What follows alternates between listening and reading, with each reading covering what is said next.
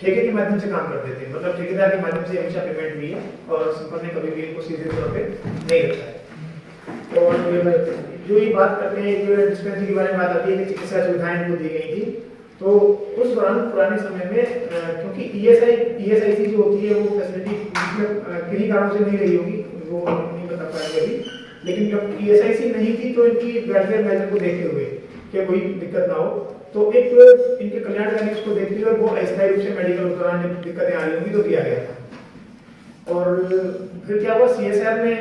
बार बार पत्र भेजे जा रहे थे क्योंकि यहाँ काम कर रहे थे, तो कुछ पत्र कि भाई कोई स्कीम है कि वेलफेयर कुछ बन सकता है कि नहीं बन सकता, तो विभिन्न समय पर पत्र भी भेजे जाते रहे थे। और फिर क्या हुआ, सीएसआर ने अल्टीमेटली एक लेटर 2019 का आया, उसका जरूरत आपको नहीं होगा शायद, करीब ये 30/8/2019 का लेटर था, तो उसमें बिल्कुल सिरे से हमें खारिज कर दिया गया कि ऐसी कोई भी स्कीम नहीं दे सकते। जो आउटसोर्स वर्कर हैं उनको हम किसी तरीके की मेडिकल सुविधाएं या कुछ भी ऐसी डायरेक्ट कोई बेसिस पेमेंट या किसी तरह का ईएसआई ईपीएफ मतलब संस्थान के माध्यम से नहीं किया जा सकता है, यानी वो कॉन्ट्रैक्टर के माध्यम से ही किया जाएगा, संस्थान उसके लिए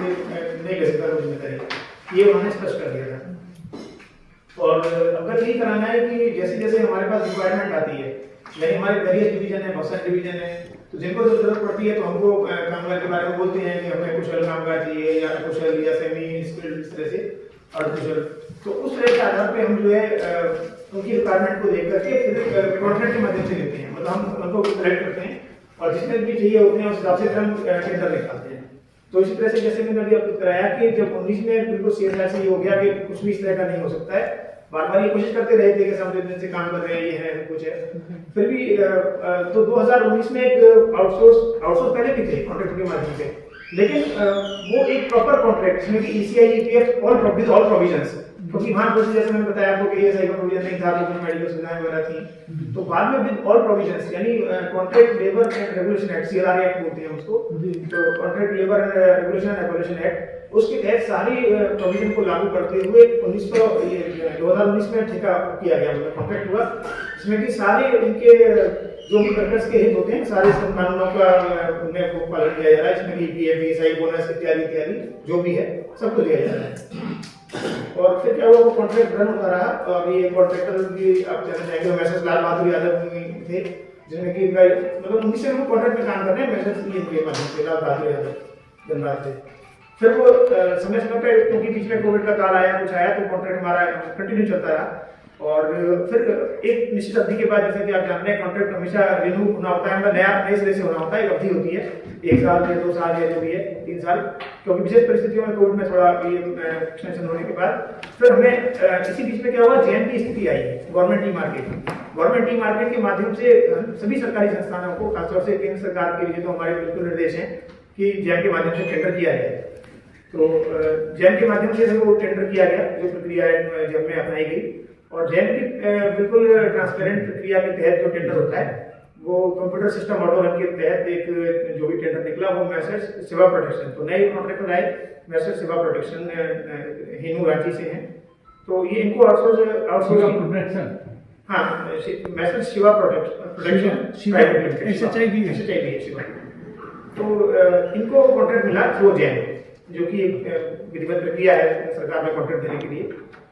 तो इनको ये जो है इफेक्टिव होना है मतलब हो ही चुका है 1 फरवरी 2024 से, तो इसमें क्या है इन्होंने वर्कर प्रोवाइड कर दिए हैं और कुछ वर्कर तो हमारे आ ही गए हैं, और लेकिन जो दबे बैठे हैं ये कुछ पुराने वर्कर हैं जैसे आप जानते हैं, तो वो लोग अभी नहीं आते थे, तो ये क्योंकि आउटसोर्स में ऑलरेडी पहले से आउटसोर्स में थे, लेकिन ये कोई डिमांड वावर करते हैं कि आउटसोर्स में नहीं है तो संस्थान में काम पुराने समय से कर रहे हैं, तो ये हम ये बता देते हैं क्लियर कि ये आउटसोर्स वर्कर है, और आउटसोर्स वर्कर को रखने की पूरा जो दायित्व है किसको रखना है नहीं रखना है ये कॉन्ट्रैक्टर का सोल प्रोरोगेटिव होता है, कि वो यदि उनकी शर्तों में रहना चाहेंगे या जो भी वो कहेंगे, जैसा भी कोई फॉर्म भरवाते हैं या वो एंट्री करते हैं या वो रजिस्ट्रेशन कार्ड लेते हैं, जो भी उनका लेते हैं, तो उनको रखना उनके ऊपर जिम्मेदारी है, मतलब वही जैसा चाहेंगे वो रखेंगे, तो ये उनका मतलब पार्ट है। हमारे पार्टनर संस्थान की तरफ से कुछ भी किस तरह का हस्तक्षेप या वो नहीं है, जैसे ना संस्थान इस बारे में कुछ करता है, वो कॉन्ट्रैक्टर के माध्यम से ही आते हैं, तो ये सब किया गया। फिर ये एक बात बीच में आती है कि आईडी एक्ट की बात करते हैं कि हमारा एक आईडी में केस चल रहा है, एक बोलते हैं कि हमने भी रजिस्टर्ड डिस्प्यूट डाला हुआ है, बात बार आ रही है, या ये कह रहे हैं कि हमारे जो है मुकदमा चला हुआ है, तो CGIT में धनबाद में मुकदमा है, तो हमारा ऐसा क्यों कर रहे हैं। तो इस बारे में भी CSR का एक पत्र आया, ये 17/7/2023 को आया, मतलब CSR से एंडोर्स हुआ। ये क्या है कि हमारे न्यायाधिकरण जो CGIT ये जबलपुर है, CGIT जबलपुर ने माननीय सर्वोच्च न्यायालय के निर्णय का संज्ञान लेते हुए एक पत्र जारी किया है कि जो CSIR है हमारा वो ID अधिनियम के दायरे में नहीं आता है। मतलब CSR is not an industry, हम इंडस्ट्री नहीं है, तो हमारे ऊपर ID एक्ट लागू नहीं है। ये एपेक्स कोर्ट हमारा सुप्रीम कोर्ट की किसी जजमेंट थी, तो उसका संज्ञान लेते हुए जबलपुर का हमारे पास निर्णय है जो क्या लागू नहीं होता है ID act, industrial dispute act, मतलब CSR ID एक्ट उसके दायरे में, अधिनियम के दायरे में नहीं है, जो कि लेटेस्ट जजमेंट आया जबलपुर के CGIT से। और CGIT जजमेंट में उसका रेफरेंस है कि सुप्रीम कोर्ट ने माना है कि भाई CSR इंडस्ट्री नहीं है। तो इसका संज्ञान लेते हुए फिर CSR से हमें फॉरवर्ड वायोलेटर सब्सटैंटिव कर दिया गया है। तो जब भी कोई लीगल डिस्प्यूट आएंगे तो हमें उसका सहारा लेना है या उसको जगह जगह देना है। जब भी हम अपना अप्लाई फाइल करेंगे कहीं तो हम उसका सहारा लेंगे और बताएंगे कि हम ID एक्ट में नहीं आते, तो हम ये स्पष्ट करेंगे वहाँ भी। तो इसी इन्होंने बस वही बात थी कि 2006 में की याचिका है, तो उस संबंध में हमने बोला कि ये इस में नहीं आते, तो हम इसका सहारा लेते हुए उनको भी बताएंगे CGIT में धनबाद में। अच्छा, तो ये लोग जो अभी धरना पर बैठे हैं, तो ये नया CO प्रोडक्शन जो आउटसोर्सिंग कंपनी है, इनके आने से इनकी नौकरी चली गई है। नौकरी किसी की नहीं जाती है, बेसिकली नौकरी जाने वाली बात नहीं होती। जब कॉन्ट्रैक्ट आता है तो यहाँ सामान्यतः ऐसा होता है कि जो वर्कर काम कर रहे हैं उन्हीं के साथ में जो है उनको बात करनी होती है, इसलिए हम उनके थ्रू काम करेंगे। इनका पहला इसकी भूमिका नहीं होती है।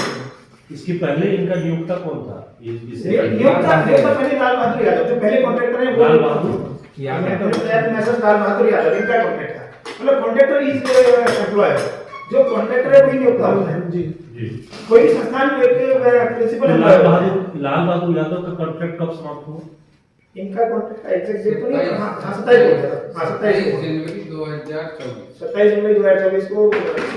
तो जब तक उनके साथ काम कर रहा था तो ये सभी कर्मचारी सहज थे। हां तब तक सहज थे।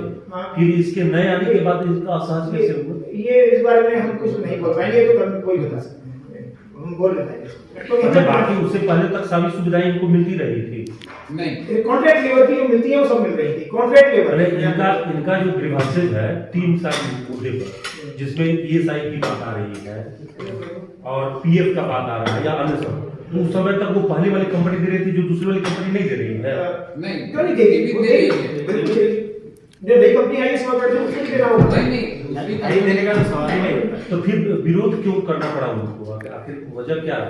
वो बेटर कोई बता पाएंगे। वो वजह ये संस्थान के बोलते हैं कि संस्थान के ये है विरोध ये इसलिए हो रहा है कि हम इतना दिन से काम कर रहे हैं, हमारा सीनियरिटी बनाई है, स्थायी करने का ग्राउंड रेगुलरिटी मेन मांग है ना। नहीं अखबार पढ़ते नहीं है, बता पाएंगे। लोग से हम लोग बातचीत किए थे, उसमें उनका जो बात आया वो बताया कि हम लोग शुरू से आउटसोर्स है, इसमें कोई दिक्कत नहीं है, लेकिन चूंकि हम डायरेक्ट सेक्टर के से द्वारा थे और पेमेंट हमको लाल बाबू यादव करते थे, लेकिन वो कहाँ से करते थे ये हमको नहीं मालूम। दूसरा उनका ये कहना था कि हमारा एक मुद्दा हाई कोर्ट में चल रहा है और हाई कोर्ट में ये मामला चल रहा है कि उसमें उनको एक पत्र मिला है, अनिल कुमार चौधरी वहाँ जो जज है उनके द्वारा दिया गया है संस्थान को या ठेकेदार जो भी है, उसमें उनको कहा गया है कि अगर आउटसोर्स पे लोग हैं